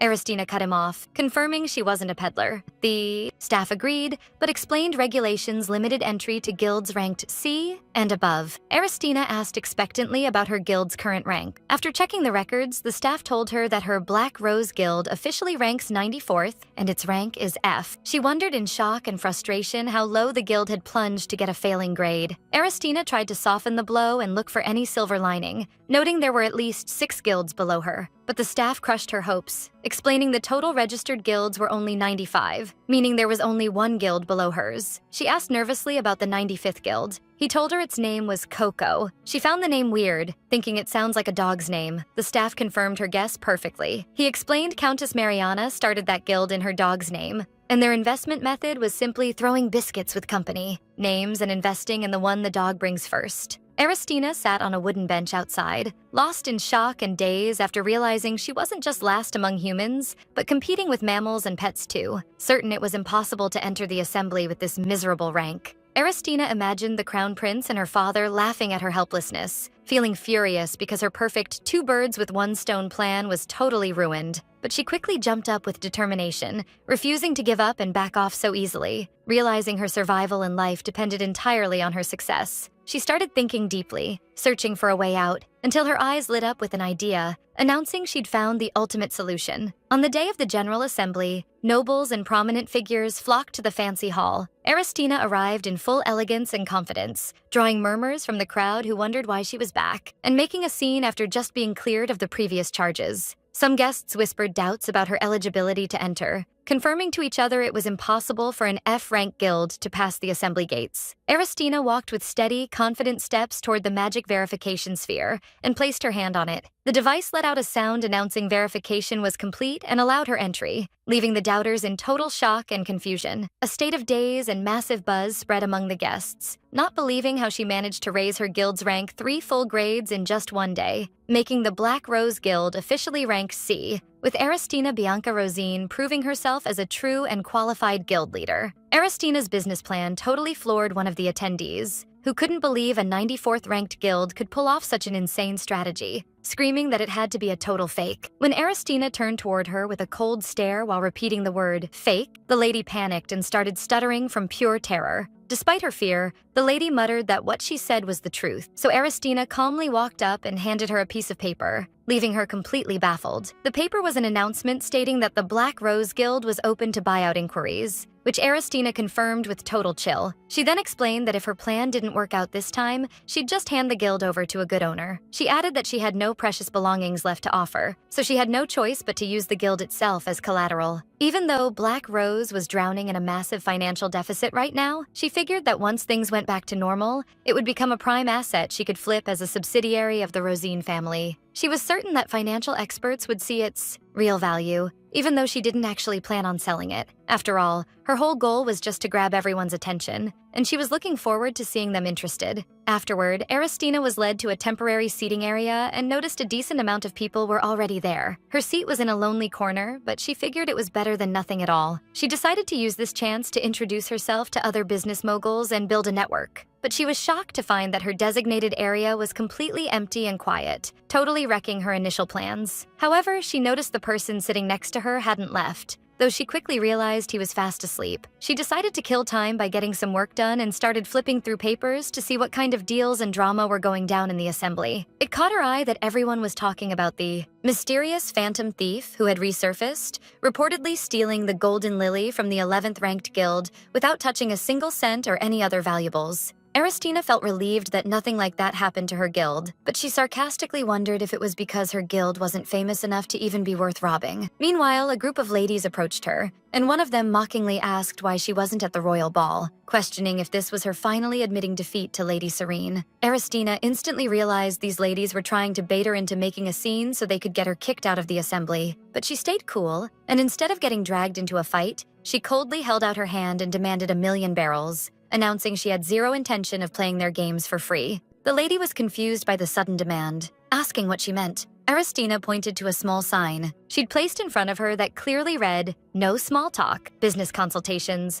1,000,000 barrels per session." Then she warned them with a smirk that if their talk was just gossip, she'd call the manager for obstructing business. The lady stuttered and quickly claimed her talk was about business, then reluctantly pulled out the 1,000,000 barrels and handed them to Aristina, who thanked her coldly. The ladies left grumbling that the place was useless. Aristina smiled while counting the cash, happily thinking she hadn't even started working and already made 1,000,000 barrels, secretly thanking them for paying up before they could even start their insults. When Aristina went back to work, she was surprised to find the guy who was sleeping next to her had woken up and was holding her brochure. Reading it, she politely asked him to give it back since it belonged to her. But he ignored her and kept flipping the pages, so she repeated her demand more firmly, getting pissed at his rudeness and weird behavior. When the man pulled back his hood and spoke, his voice made her freeze. She realized instantly that she knew that voice all too well. The man's identity was revealed to be none other than the second prince, who mockingly called Aristina the literal definition of shameless. Shock spread through the crowd, with everyone wondering why the second prince was at the assembly instead of the imperial ball. Meanwhile, an elegant elderly lady named Lady Perovia appeared, looking a bit flustered and expressing regret that they couldn't stay hidden longer as they'd planned. Aristina jumped to her feet because she remembered seeing that name in the newspapers before. Lady Perovia was the elder of the imperial family who spent her whole life overseeing the palace's music box workshop. It turned out she was there because her business partner of 30 years had retired, and she'd come to the assembly to find a new partner. When one of the organizers asked why they were sitting in regular seats instead of their reserved ones,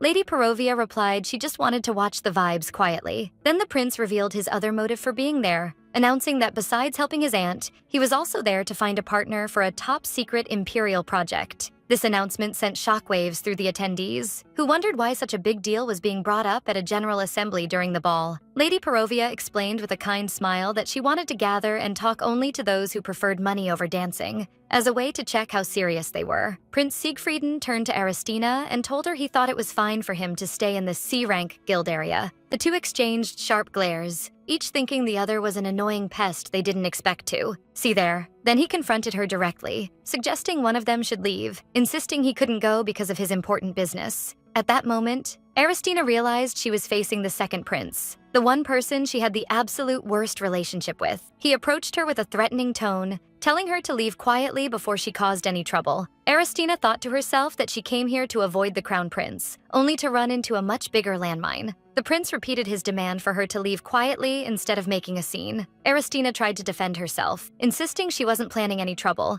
but he mocked her, asking who would even believe her. He reminded her of all the chaos she'd caused at previous parties, and how he was always the one who had to drag her out of those situations. He added that just seeing her right now was giving him psychological trauma, and Aristina had to admit to herself he wasn't wrong. The prince called the assembly organizer and reminded him of the rule stating that if a problem arises before the meeting starts, it's settled by a vote from all participants. Then he suggested with a cunning smile that they put Aristina's departure to a vote, which made her furious, calling it ridiculous. Aristina faced the organizer firmly and asked if she'd broken a single rule today, and the man had to admit she'd followed the rules perfectly. Aristina turned to the prince, accusing him of abusing his power, but he insisted it was better to settle this now to avoid a scene later. Then he ordered the organizer to distribute the voting cards immediately, threatening a formal report if he didn't, which terrified the organizer. The trembling organizer realized he had no choice but to obey the prince's orders for now. The prince said goodbye with a victorious smile while she stood there, in shock. But before the distribution could start,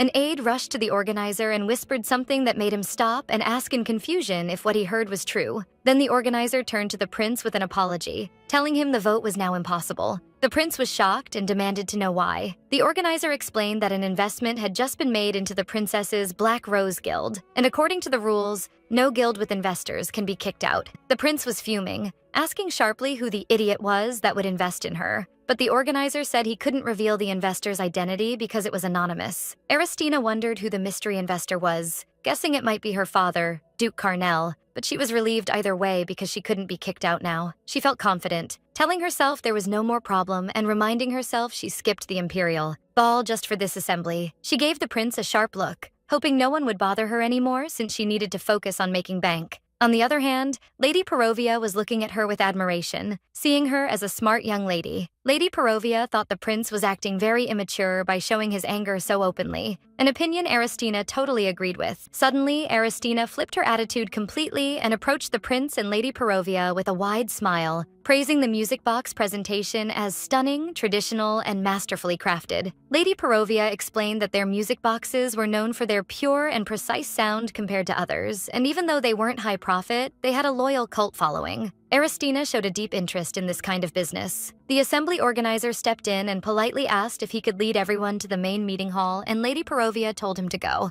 ahead. The organizer announced the general meeting would resume soon and pointed out a drink station for the guests to enjoy before we start. The prince suggested he and Aristina talk for a bit, but she immediately rejected his invite with a fake smile, claiming she wasn't thirsty. The prince told her with annoyance that he wasn't inviting her for a drink, he just wanted her to reveal her true motives quickly. Here, Aristina decided to turn the tables on him. She pretended to be shocked and shouted loudly that His Highness was hinting at his top-secret project. The prince was caught off guard by her accusation and denied it, calling it nonsense, but it was too late. Curious business moguls swarmed him, asking about the secret project and how to get in on it, while Aristina smirked as she walked away, thinking he wouldn't escape this situation easily, and knowing that feeling all too well since she'd been through it. Aristina found a quiet spot and thought about the prince's short fuse, then remembered what was said about his injury. Suspicion started creeping in. She remembered hearing the second prince was injured at the dawn of the day she was detained, and wondered if it really was just a duel. Or was there another possibility, that he was injured during a struggle with the original Aristina that night? This suspicion was fueled by their long-standing grudge. She recalled their first meeting as kids, when the little prince called her by her name, after she answered his call. He approached her nervously, hiding a flower in his pocket. Then he offered her the flower and asked if she wanted to be a prince's wife, promising he'd treat her well, but she coldly rejected his offer, announcing she'd marry the crown prince instead. The little prince was completely devastated. The situation ended in a violent fight between them, exchanging insults and threats. She realized that ever since then, they'd been fighting every single time they met. She remembered a recent confrontation where he told her he wouldn't tolerate her anymore, and that, unlike his brother, he had zero sense of decency. And the original Aristina had boldly challenged him, asking if he was trying to kill her and telling him to go ahead and try. Back to the present, she collapsed for a second, thinking she deserved what was happening to her because of how reckless she was in provoking him. But she quickly pulled herself together and decided that even though there was no hard proof Zikrin was the killer, it was smart to avoid him for now, just as a precaution. Just as she was about to leave, a voice interrupted her, offering good info, and she snapped back without hesitation that she wasn't buying anything. Aristina stopped for a second because the voice she heard sounded familiar. When she turned around, she found herself face to face with Rolian, who told her with a calm smile he'd been looking for her, leaving her in total shock and wondering why he was there. She muttered that she didn't expect to run into him so soon and asked why he was searching for her. Rolian gave her a meaningful look, asking why a man would search for a woman. Then he answered himself with a charming smile, announcing he was looking for her because he's interested in her. Obviously, Aristina realized instantly he was playing some game with her. She thought to herself that his charm might work on others, but it would never work on her. He clearly knew she'd busted his disguise before, so there was no point in playing dumb. She decided to confront him directly. It was time to use some bait. Just as she was about to pull her business plan out of her bag to show him, a small bundle fell out. Rolian politely picked it up and handed it back. She thanked him, and he asked if the piece was precious. She replied it was just a piece of metal she found on the street, but since it looked expensive, she decided to get it appraised later. She was watching his reaction to see if the piece meant anything to him, but Rolian didn't show any emotion, making her wonder if he was a great actor or just telling the truth. At that moment, the resumption of the general meeting was announced and everyone was told to gather in the main hall, so Aristina decided to excuse herself. On her way, she was surprised to find Rolian following her, so she asked why. He replied he just wanted to talk to her longer. She snapped back that she had nothing to say to him, but he insisted he had plenty to say and suggested they drop the formalities. Aristina realized he wouldn't leave her alone until she listened, so she reluctantly agreed. He told her she could leave whenever she wanted. Then she asked what he wanted to say, and he told her he noticed she was short on funding. He held out a paper, encouraging her to shop to her heart's content. Aristina was floored and asked in shock if he was the one who invested in her business group. When she questioned the legality of a representative of God meddling in worldly business, he replied it was fine as long as he used a different identity. She mocked him, saying he had zero investment sense since her guild was on the verge of bankruptcy, but he told her that's exactly why he was giving her high-level info. She replied that just thinking about it was enough. Then he asked if she knew why the second prince was injured. He told her with a cunning smile that it was linked to his secret project, and that he'd tell her everything if she promised him one thing. She asked what the promise was, and he shocked her by asking her out on a date. Aristina lost interest instantly and announced she wasn't curious anymore, but his next words made her freeze in her tracks. He revealed there was a problem with the supply of the stabilizer used to control the Imperial Brothers' curse. Aristina wondered what curse he was talking about. Did he mean the balance curse? This world was inhabited by beings of massive power, and to keep the world's balance, the world imposes heavy restrictions, known as the Pillars, whenever a transcendental being walks the earth, and the Dragon Blood Princes were no exception. Aristina remembered hearing they suffered from spiritual instability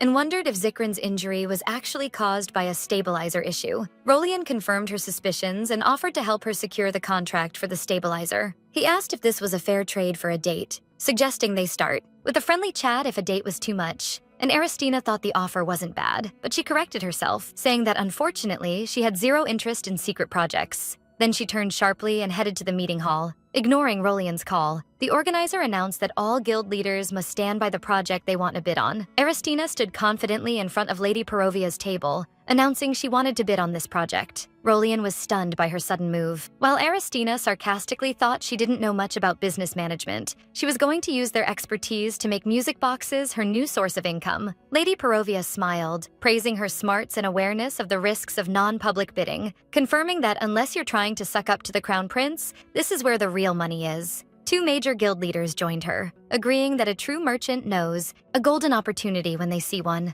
Aristina noticed the competition was tougher than expected, but felt satisfied being among people who spoke her language. Lady Perovia suggested they find a more private spot to discuss details, which everyone agreed to, while Rolian watched silently. Rolian looked at Prince Zikrin, thinking he couldn't understand Aristina at all. After a while, Lady Perovia told the competitors the contractor would be chosen after tomorrow's interviews and that the location details were in the brochures she'd distributed. As Aristina was leaving, one of her rivals stopped her, expressing surprise at her interest in music boxes, since she thought she only cared about the Crown Prince. Aristina replied she'd decided to come to her senses, so the lady mockingly asked if she was even capable of running a business. Then she pointed at her guild's miserable state, comparing it to a broken wooden wagon. Aristina felt deeply insulted. It was worse than hearing the words out loud. Aristina admitted her guild was indeed stuck like that wagon, which surprised the lady, but Aristina added that when a wagon like that gets pushed, it has no choice but to roll. Then she kicked the wagon hard, shattering it and scattering its contents. She showed everyone that when a wagon rolls, it has no choice but to move forward. The next day, Aristina arrived at her Black Rose Guild headquarters holding a notice. The notice said Lady Perovia's workshop was looking for a trading guild to handle all its operations, and that she intended to sign a contract with a guild capable of securing the necessary materials. Applicants were required to bring a sample of the maple walnut wood used in music boxes to tomorrow's meeting, knowing that participating in the interview required both the contract and the sample. When Aristina entered the guild headquarters, the employees who were playing cards were shocked by her sudden presence. Panic took over,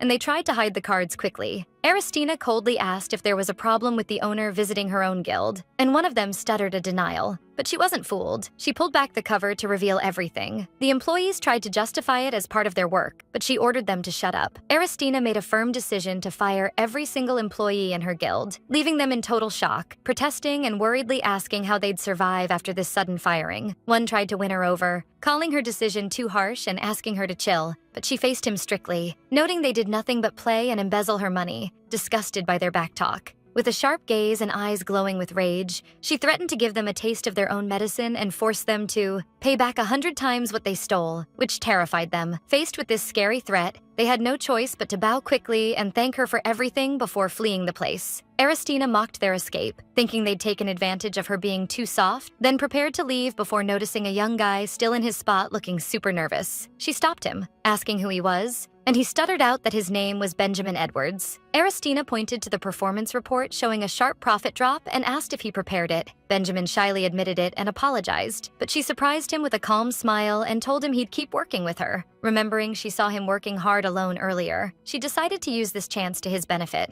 Then she generously announced she'd give him the combined salaries of all the fired employees, making Benjamin's eyes light up with hype and gratitude, declaring, "Total loyalty and dedicating his life to serving the guild." Aristina thought to herself he was a very materialistic kid, but she quickly gave him his first mission: go to the nearby lumber yard and get the best sample of maple walnut wood. Benjamin took off hyped, promising to search the whole city. Before she could process him leaving, Benjamin rushed back panting, shocking her with his unexpectedly fast return. Benjamin delivered the bad news. Every nearby shop was out of maple walnut wood because someone had bought out the entire market supply. Aristina was shocked by the news, but also impressed by Benjamin's efficiency in checking all those places so fast. Benjamin suggested the big lumber shop on Brunt Street might have stock, but sadly added it was closed today because the owner was summoned to the Imperial Palace. Aristina felt annoyed and hesitant hearing the Imperial Palace mentioned, remembering she'd barely avoided the Crown Prince and Second Prince recently and didn't want to go there at all. She asked Benjamin if he had a pass to enter the main palace. He gave a nervous laugh, saying he's just a commoner, so she realized she had to go herself. Aristina decided to handle it and go check, while ordering Benjamin to keep searching elsewhere. Once she reached the palace, she asked a guard where the lumber merchant was, but the guard didn't know details. Aristina watched the majestic palace in silence while listening to the guard, who added there were many people looking for the lumber merchant today, making her worry someone beat her to it. She realized she had to hurry. She searched the palace hallways anxiously, wondering where he disappeared,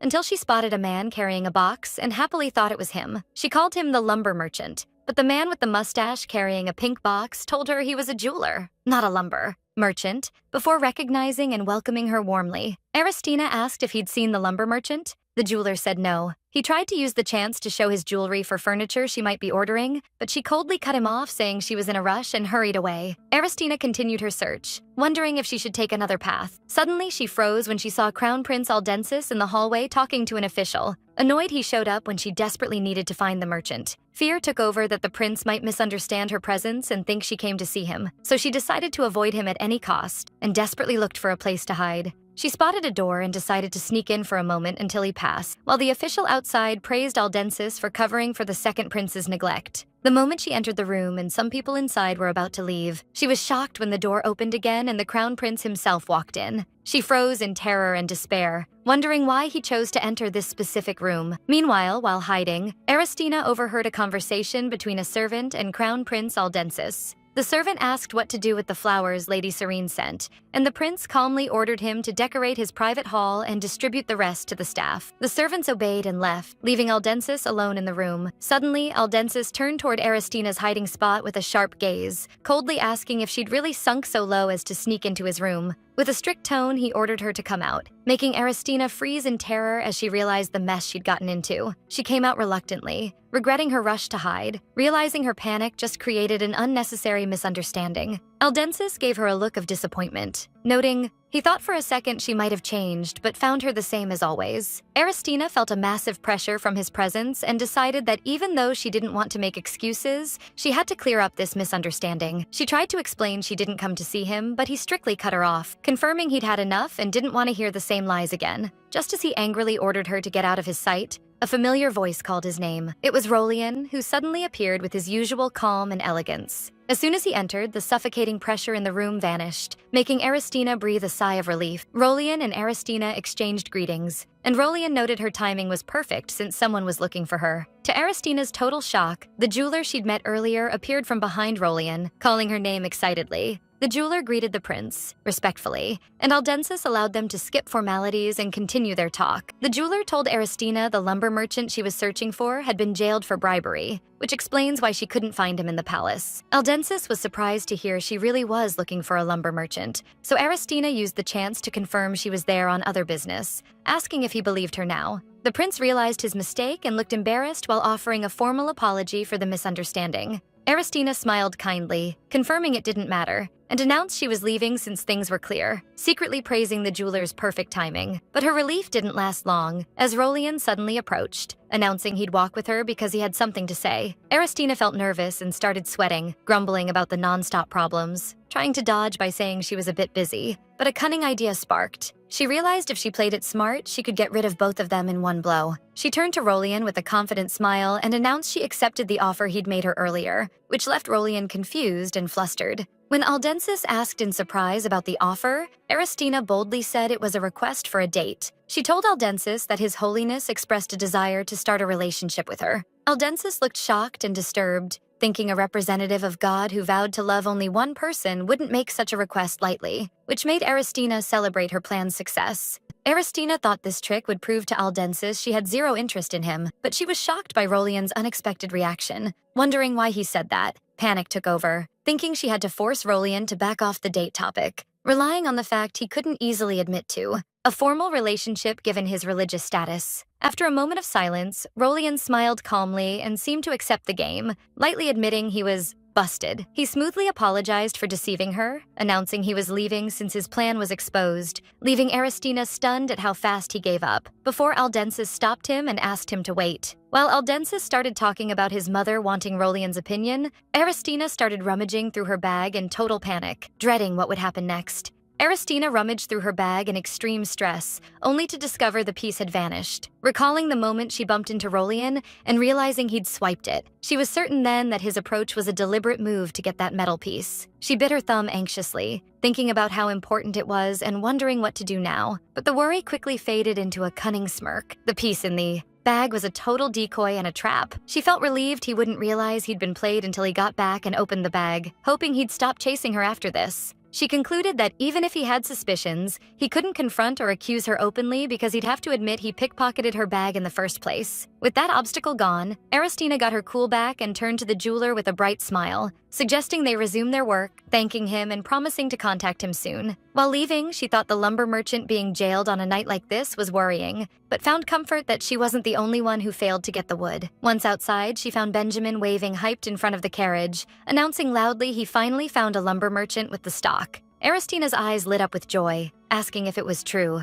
but Benjamin looked flustered and said there was a problem. She told him to explain as they headed there. In the carriage, Benjamin explained the merchant flatly refuses to sell his wood to music box makers, justifying it by saying he won't let his carefully treated wood be used for luxury trinkets. Aristina suggested they buy the wood under the guise of using it for something else, but Benjamin warned her another guild leader tried to forge a contract before and ended up kicked out empty-handed by the angry merchant. Aristina realized how stubborn this merchant was, while Benjamin hesitantly wondered if they should look elsewhere instead of wasting time. Aristina confidently refused to back down, insisting they go and check for themselves first, determined to try anything before giving up. When they reached the shop, the gray-haired lumber merchant faced them with an angry look, screaming at them to get out immediately. The merchant loudly confirmed he had no wood to sell to music box makers like her. Aristina gave a nervous smile while Benjamin whispered in fear that this guy doesn't look like someone you can reason with. The merchant justified his rage by saying he was already fed up with what he called those elf cult jerks, warning them not to bother him, which surprised Aristina and Benjamin, who explained they're a fake religious cult that worships plants. Aristina remembered that cult well. The merchant explained they run around half naked in leaves, preaching a return to nature and treating anyone who touches plants like a murderer. Aristina recalled seeing them protesting against her and demanding her execution during her trial. Aristina looked at the total mess in the shop and the torn elf cult posters, concluding this was the reason for the chaos. She realized the cult wouldn't leave a lumber merchant alone, meaning they were bitter enemies. A cunning idea sparked in Aristina's mind, and her eyes glinted with mischief before she called the old merchant. The merchant sat down frustrated, confirming again her attempts were useless, and he wouldn't sell her wood even if she offered 10 million. With a confident, calm smile, Aristina asked him if his mind would change if she offered 100 million. The merchant and Benjamin were both floored, their eyes widening at the number, repeating it in total disbelief. But the merchant quickly caught himself and closed his eyes stubbornly, declaring it was impossible and he wouldn't blink at the offer. Aristina faked disappointment and smirked, saying it couldn't be helped then. She picked up one of the torn elf cult flyers, noting she really wanted to spend her money here, but she'd direct this donation to support the elf cult instead. The merchant freaked out and jumped up, asking in terror if she really planned to donate 100 million to those maniacs. Aristina replied with fake innocence, confirming it. She explained with an innocent smile that since he refuses to sell, she decided to invest her money elsewhere. Then she raised her hand to show a magic interface asking for a donation to the elf church. The merchant stared at it in daze, noticing the previous total donations didn't exceed 17 barrels, proving they were short on donors. With a fast move, Aristina reached for the donation button, announcing she'd do it herself, while Benjamin screamed in the background, terrified of her move. A magic message appeared confirming 100 million barrels donation. The merchant's face turned red from shock and rage, unable to speak more than broken words. At that moment, Benjamin rushed and grabbed the merchant's shoulders, begging him with tears of despair to sign the contract immediately, asking how they could let those cursed people get all that money. While the merchant stood in total shock, Benjamin kept shaking the merchant, warning him that the elf church followers would get even more arrogant with this massive financial support, begging him to direct his lady's weird spending habits toward a sound business deal, while the old merchant tried to refuse weakly. Aristina enjoyed spending the money so much that, out of fun and recklessness, she raised her hand toward the magic interface, announcing she might raise the donation to 1 billion barrels, making Benjamin scream in panic to stop her. Under this pressure and the threat of losing the money to his enemies, the old merchant finally gave in and raised his hand in frustration. Aristina smiled victoriously and asked confidently if he'd sign the contract now. The next day, in front of the Silver Dove Palace, many applicants gathered. A staff member told the applicants, including a green-haired lady, that entry wasn't allowed without the required wood sample, making the lady annoyed. The lady grumbled to her companion about the impossible condition, wondering if anyone would pass, but she quickly smirked, convincing herself that if no one passed, they'd have to change their minds and let everyone in. Meanwhile, Aristina arrived, and the arrival of Lady Aristina Bianca Rosine was announced. Her presence surprised the guests. One wondered if she'd even read the invitation terms, while others hoped she wouldn't cause a scene as usual. Aristina headed to the reception desk, and the official asked for the contract specifying the sample and purchase price. With a confident smile, Aristina announced she brought the required items, while her maid opened a luxury box containing the contract and sample. The green-haired lady and her companion were in total shock, wondering in daze how she got the contract. The lady guessed she must have settled it with her massive money. Still, she tried to reassure herself, thinking that if Aristina raised the price too high to get the wood, the cost wouldn't match the profit, leading to her being disqualified anyway.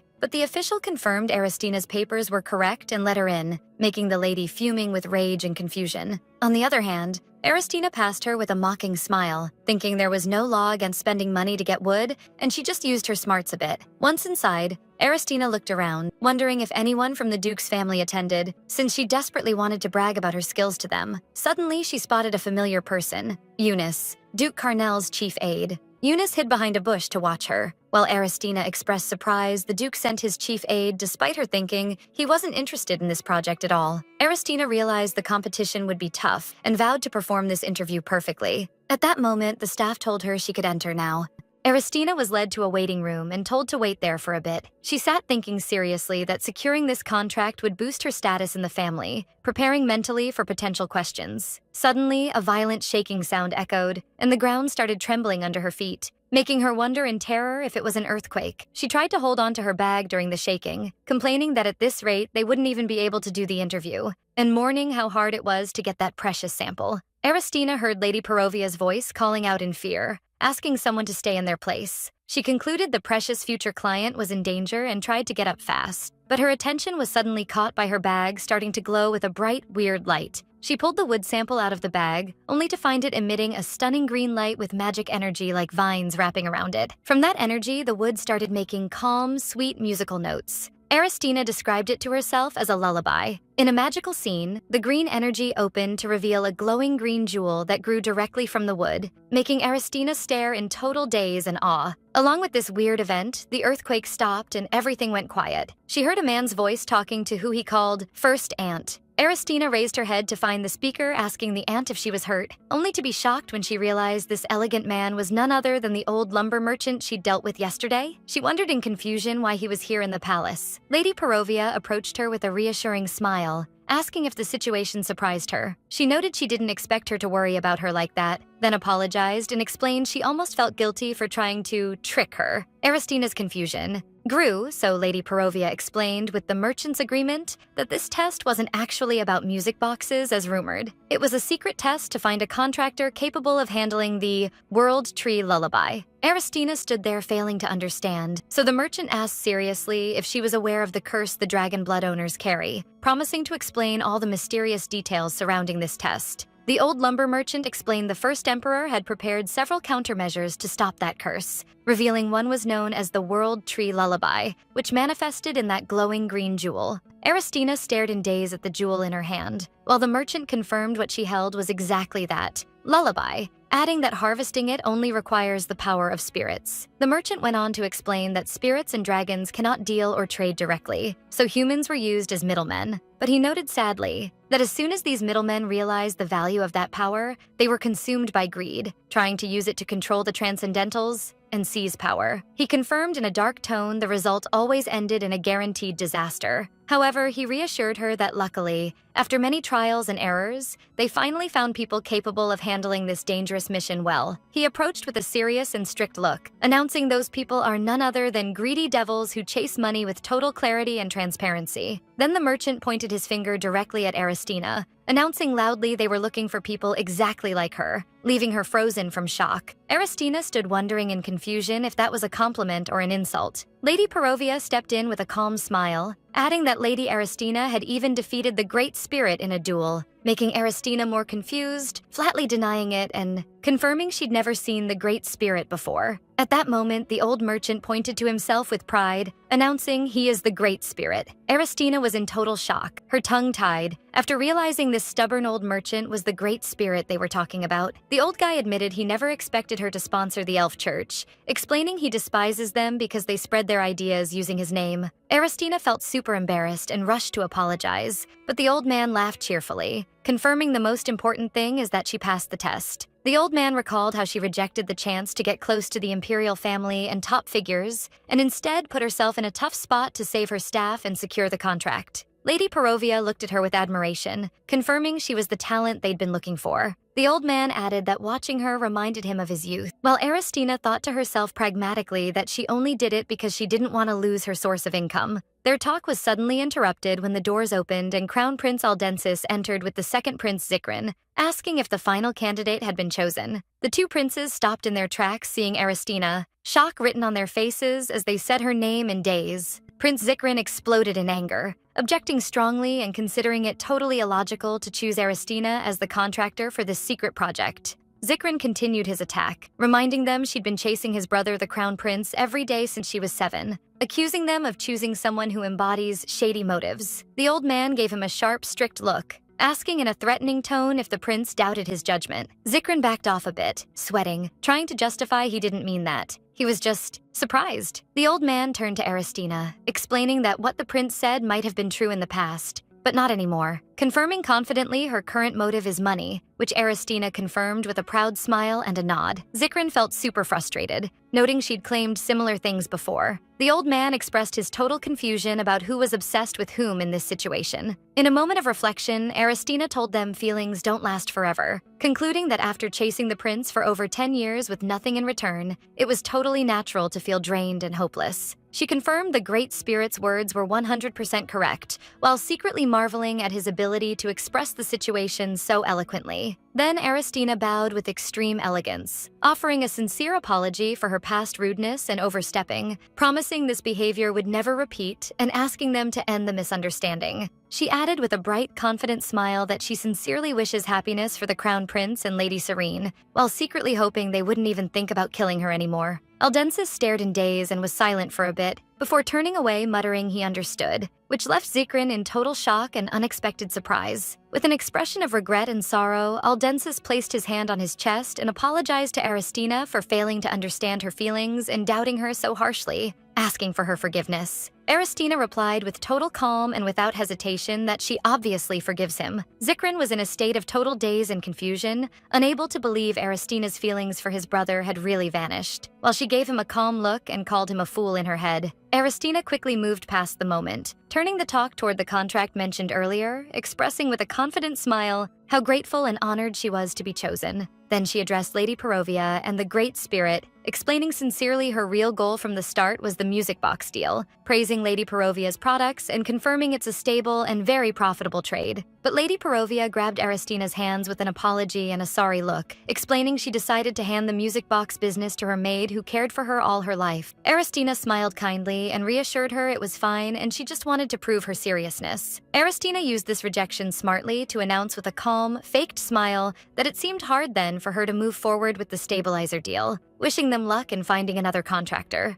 Her sudden decision freaked out the Great Spirit, who held his head in panic, realizing she preferred her profit and safety over his decision, seeing her as a unique candidate that comes once in centuries. The old man and Lady Perovia rushed to stop her, standing behind and beside her, begging her to wait a bit and delay her final choice, noting the story isn't over and she hasn't even heard the contract terms. So, the old man announced he had matters to discuss privately with Aristina, asking the princes to leave. Aldensis and Zikrin left the room with heavy steps and confused expressions. Once they were alone, teacups were brought, and Aristina started talking, explaining she meant to ask after signing, but seriously questioned the true identity of the World Tree Lullaby, realizing it wasn't just a simple stabilizer. Lady Perovia smiled wisely and confirmed it was much more important than that, noting the topic is so secret even the princes themselves don't know its real purpose. Aristina realized then the power she'd possess, and wondered in surprise if by signing this contract she'd become the one with the upper hand in the deal. Lady Perovia confirmed it, explaining this element is something they literally cannot live without, making Aristina realize she'd have an invincible trump card against those two scary princes. Aristina thought deeply, concluding that signing this contract would be her protective shield, finally freeing her from constant worry about being killed by either of the rival brothers.